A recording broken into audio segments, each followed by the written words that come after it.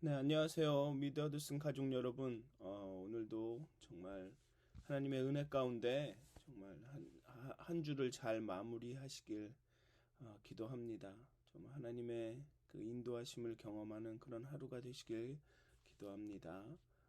사도신경 하심으로 5월 21일 금요일 새벽 예배를 시작하도록 하겠습니다.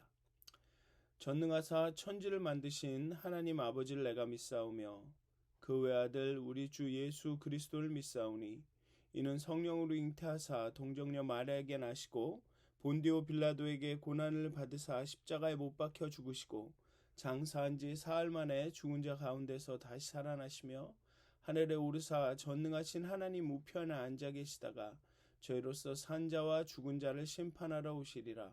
성령을 믿사오며 거룩한 공회와 성도가 서로 교통하는 것과 죄를 사하여 주시는 것과 몸이 다시 사는 것과 영원히 사는 것을 믿사옵나이다. 아멘. 찬송가 197장 함께 찬양하시겠습니다. 찬송가 197장입니다. 통합으로는 198장입니다.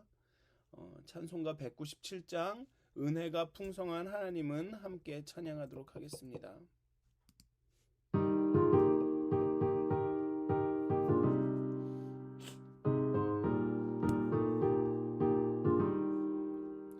은혜가 풍성한 하나님은 믿는 자 한 사람 한 사람 어제도 오늘도 언제든지 편찮고 보호해 주시네.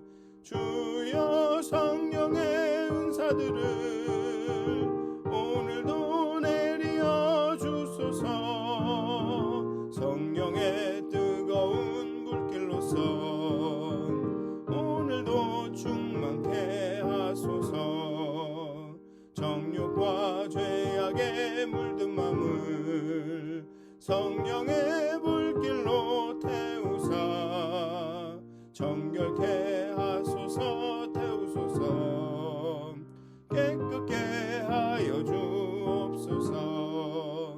주여 성령의 은사들을 오늘도 내려 주소서. 성령의 뜨거운 불길로서 오늘도 충만케 하소서. 희생의 제물로 돌아가신 어린 양 우리 주 예수여 구속의 은혜를 내리시사 오늘도 구원해 주소서. 주여 성령의 은사들을 오늘도 내려 주소서. 성령의 뜨거운 불길로서 오늘도 충만케 하소서. 주의 깊으신 은혜만을 세상에 널리 전하리니 하늘의 능력과 권세로서 오늘도 입혀주옵소서. 주여 성령의 은사들을 오늘도 내려 주소서. 성령의 뜨거운 불길로서 오늘도 충만케 하소서. 아멘. 찬송가 199장 한 장 더 찬양하시겠습니다. 통합으로는 234장입니다. 찬송가 199장 나의 사랑하는 책 한 장 더 찬양하시겠습니다.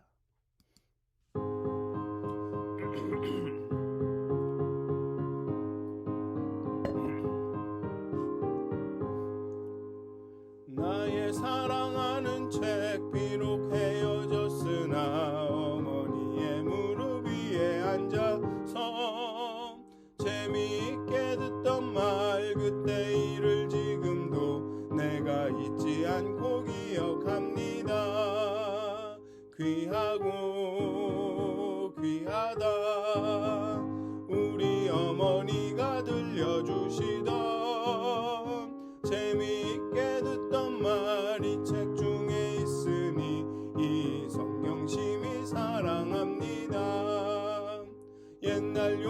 영광스럽던 다니엘의 경험과 유대 임금 다윗 왕의 역사와 주의 선지 엘리야 바람 타고 하늘에 올라가던 일을 기억합니다.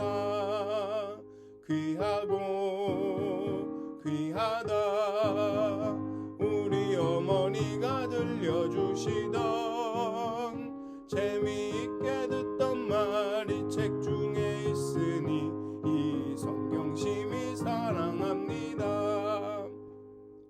세상 계실 때 많은 고난 당하고 십자가에 달려 죽임 당한 일 어머니가 읽으며 눈물 많이 흘린 것 지금까지 내가 기억합니다. 귀하고 귀하다 우리 어머니가 들려주시던 재미있게 듣던 말이 책 중에 있으니 이 성경 심히 사랑합니다. 그때 일은 지나고 나의 눈에 화나오 어머니의 말씀 기억하면서 나도 시시때때로 성경 말씀 읽으며 주의 뜻을 따라 살려 합니다. 귀하고 귀하다 우리 어머니가 들려주시던 재미있게 듣던 말이 책 중에 있으니 이 성경 심히 사랑합니다. 아멘. 기도하시겠습니다. 하나님, 이 아침 정말 하나님의 영이 우리와 함께 하실 것들을, 아니 성령의 충만함을 사모합니다. 정말 우리가 주의 말씀을 정말 사랑한다 고백할 수 있는 주의 말씀을 사모하는 그 마음을 우리에게 허락하여 주시옵소서. 정말 주의 말씀을 사모하여 눈이 쇠하였다라고 말한 하나님 믿음의 선배들처럼 우리가 주의 말씀을 사랑하고 읽고 또 그 말씀대로 살아갈 것들을 늘 간절히 간구하고 또 그렇게 말씀을 살아낼 수 있도록 하나님의 영이 우리를 인도하시기를 온전히 간구합니다. 기도합니다. 이 아침에 우리를 깨닫게 해주시고 우리의 영의 눈을 열어주셔서 정말 하나님의 진리를 알게 하시고 그 진리가 또 우리의 삶을 변화시키는 그런 놀라운 일들이 우리를 자유케 하는 일들이 일어나게 해 주시옵소서. 감사합니다. 예수님의 이름으로 기도하였습니다. 아멘. 오늘 함께 나누실 말씀은 사도행전 8장 14절부터 25절까지의 말씀입니다. 사도행전 8장 14절에서 25절까지의 말씀입니다. 제가 봉독하도록 하겠습니다.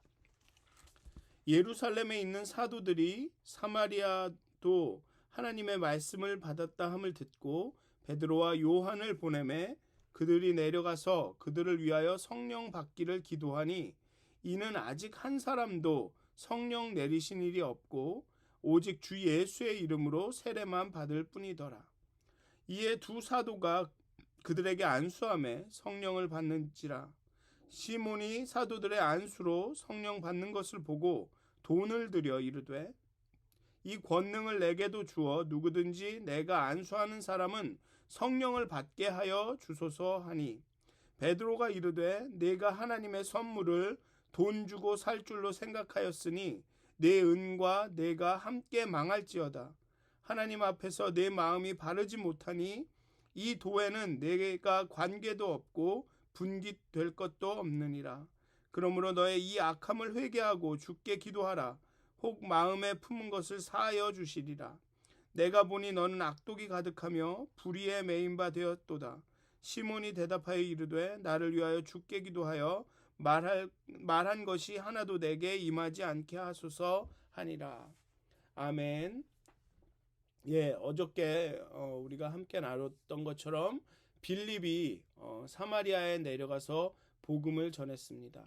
그리고 분명히 그 복음을 믿고 사마리아 사람들이 이 복음을 믿고 세례를 받았다는 이야기가 예루살렘에 있는 사도의 귀에까지 들어갔을 것입니다. 그리고 사도들은 베드로와 요한을 사마리아로 파견합니다. 사도들이 어떤 예루살렘에 있던 이 사도들이 어떤 의도로 베드로와 요한을 사마리아로 파견했는지는 분명하지 않습니다. 본문을 살펴보면 한 사람도 성령 내리신 일이 없다라는 말도 나오고 또 베드로와 요한이 내려가서 성령 받기를 기도하니라는 표현이 있기 때문에 뭐 그 성령을 받게 하기 위해서 그 성령 받는 일을 돕기 위해서 뭐 내려갔다라고 말할 수도 있을 것 같습니다. 그런데 좀 더 짐작 가능한 것은 좀 더 설명 가능한 이유는 사마리아인들이 복음을 받아들였다는 사실을 어쩌면 예루살렘에 있는 사도들은 받아들일 수가 없었던 것 같습니다. 아니, 우리와 그렇게 원수지간인 그렇게 갈등 중에 있는 사마리아인들이 유대인 그 집사의 말을 듣고 그 복음을 받아들였다고 라면 어쩌면 의아해하고 어쩌면 회의적이었던 것 같습니다. 그래서 그 베드로와 요한을 파견한 것은 아닌가. 그 예루살렘 교회 이 베드로와 요한의 주요 선교 대상은 유대인들이었습니다. 그리스도의 복음은 유대인들을 위한 것이라는 그런 유대 신앙이 기다려왔던 메시아에 대한 것이라는 생각이 사도들 사이에는 지배적이었습니다. 게다가 어제도 말씀드렸듯이 사마리아인들과 유대인들은 갈등 상황에 있었고 사마리아인들은 유대인들을 싫어했습니다.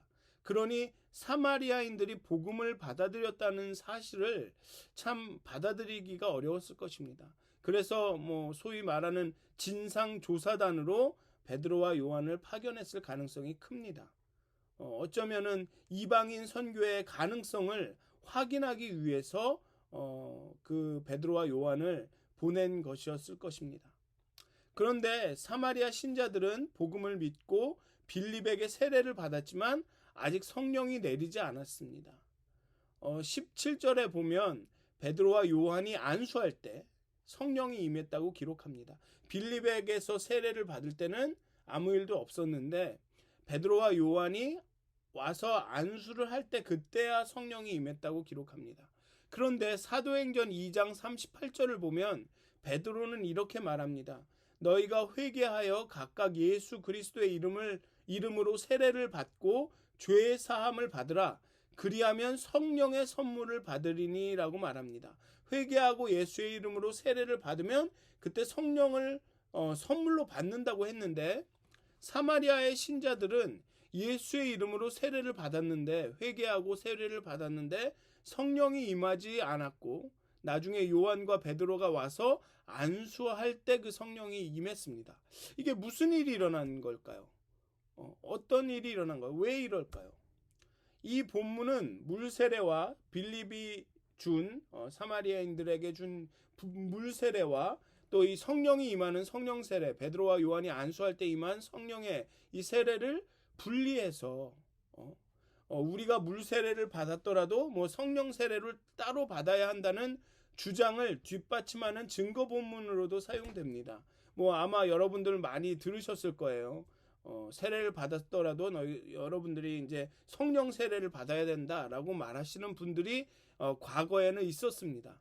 특히 이 오순절 신학 계통에 이 성령 운동을 하시는 분들, 뭐 이런 신학자들이나 목사님들에 의해서 많이 사용이 됐습니다. 자, 봐라. 물 세례를 받고 그 다음에 성령 세례를 받았다. 그러니 너희들은 여러분들은 성령 세례를 받기 위해서 기도해야 된다. 뭐 이런 그런 말들을 하시는 분들이 계셨는데 그런데 이 본문을 그렇게 해석하는 것은 옳지 않다고 생각을 합니다. 왜냐하면 누가는 예수의 이름으로 세례를 받았는데 성령이 임하지 않은 것을 두 사도가 올 때까지 그 성령 세례가 임하지 않은 것을 정상적인 것으로 여기지 않았습니다. 이거는 항상 이렇게 물 세례를 받고 그 다음에 성령 세례를 받는 거야. 이건 정상적인 거야 라고 생각하지 않았습니다. 이는 아직 한 사람에게도 성령이 내리신 일이 없고 라는 이 표현을 통해서 성령이 내려야 했는데 내리지 않았다, 이상하다라는 그런 누가와 이 사도들의 인식이 여기에는 드러나고 있는 것입니다. 만약에 물 세례를 받고 성령 세례를 이렇게 두 번에 받는 것이 정상적이고 당연히 일어나는 일이었다면 아마 이런 언급을 하지 않았을 것입니다. 한 사람도 성령이 내리신 일이 없다라는 표현을 하지 않았을 것입니다. 왜냐하면 이제 베드로와 요한이 내려가서 안수하고 성령이 임하면 되니까요. 따라서 오늘 본문에 사마리아인들이 예수의 이름으로 세례를 받았으나 성령이 임하지 않은 것은 정상적인 일이 아니라 예외적인 특별한 경우라는 것입니다. 그렇다면 이 예외적이고 특별한 경우에는 이유가 있겠죠. 왜 이런 예외적이고 특별한 경우가 생겼을까? 그런 것에 대해서 제임스 던이라는 학자는 사마리아인들의 믿음이 부족하다거나 온전하지 않았기 때문이라고 말합니다. 하지만 성경 본문 어디에도 사마리아인들의 믿음이 온전하지 않았다는 증거를 찾을 수가 없습니다. 그리고 또 다른 설명은 하나님이 특별한 섭리 가운데 베드로와 요한이 도착할 때까지 성령을 내리지 않았다라는 것입니다. 저는 이 이유가 더 하나님의 그 특별한 이유가 있었다, 섭리가 있었다라는 이 설명이 더 합리적인 것 같은데요. 두 사도들에게 구원에 관한 섭리를 보여주시기 위함이었다라는 것입니다. 다시 말해서 성령의 지연으로 인해 두 사도들이 사마리아인들도 복음을 믿고 하나님의 백성이 될 수 있다라는 것을 직접 목격하게 하시기 위함이었다라는 것입니다. 여러 가지 역사적인 상황, 사마리아와 유대인들 사이의 갈등을 고려하면 사마리아인들이 하나님의 백성이 된다는 것은 보수적인 그 예루살렘 교회의 어떤 신학적인 걸림돌로 작용했을 것입니다. 이건 있을 수 없어. 왜 이러지? 이거는 정상이 아니야. 이런 생각이 있었을 것입니다. 그런데 베드로와 요한이 직접 하나님의 영이 사마리아인들 안에서 역사하는 것을 하게 함으로써 그러한 신학적 장애물들이 제거가 될 수 있었던 것입니다. 이러한 경험이 나중에 베드로가 이방인의 선교에 관해 바울의 편을 들게 되는 그런 계기가 됐다는 것입니다. 직접 눈으로 보고 하나님이 성령이 이방인들 가운데도 역사하시는구나. 우리와 갈등을 겪던 어떤 우리 유대인들과 어떤 그런 관계에 있던 상관없이 이방인에게도 다른 민족에게도 성령이 임하시는구나라는 그런 깨달음을 이 사도들에게 예루살렘에 있는 이 그 교인들에게 주었다라는 것이죠. 그리고 우리가 선교를 해야 되는구나, 이방인에게도 증거를 해야 되는구나라는 것을 깨닫게 하시기 위한 하나님의 어떤 계획이 있으셨다라는 것입니다. 이렇게 보면 하나님의 성령은 하나님이 원하시는 때, 하나님이 필요하실 때 임하고 역사하는 것입니다. 하나님의 사역을 위해 성령이 일하시는 것이죠. 여기도 보면 시몬은 성령을 자기의 임의로 소유하기를 원했습니다. 자신의 능력으로 삼아서 자기가 통제하고 자기가 나눠주고 자기 뜻대로 사용할 수 있게 되기를 원했습니다. 그래서 돈으로 그 성령의 능력을 사기를 원했습니다. 그러니 이 시몬은 성령에 대한 엄청난 오해를 하고 있는 것이죠. 이건 성령의 능력이 있고 이 능력을 내가 소유하면 내 마음대로, 내가 원하는 대로 나의 이익을 위해서 막 사용할 수 있다 라는 생각을 가지고 있었던 것입니다. 성령이 우리에게 임한다는 것은 성령이 내 소유가 된다라는 것이 아닙니다. 성령이 나의 어떤 통제 하에 있다라는 의미가 아닙니다. 성령이 임한다라는 것은 하나님께서 우리를 택하셨다라는 얘기입니다. 하나님께서 우리를 부으셨다라는 얘기입니다. 하나님께서 우리를 빼내셨다. 우리가 하나님의 소유가 되고 하나님의 뜻대로, 하나님의 말씀대로, 하나님의 의지대로 성령이 우리 안에서 일하신다라는 것입니다. 성령이 우리를 통해 일하신다라는 것이죠. 즉 모든 주권과 다스림과 일하심은 하나님에게 있다라는 것입니다.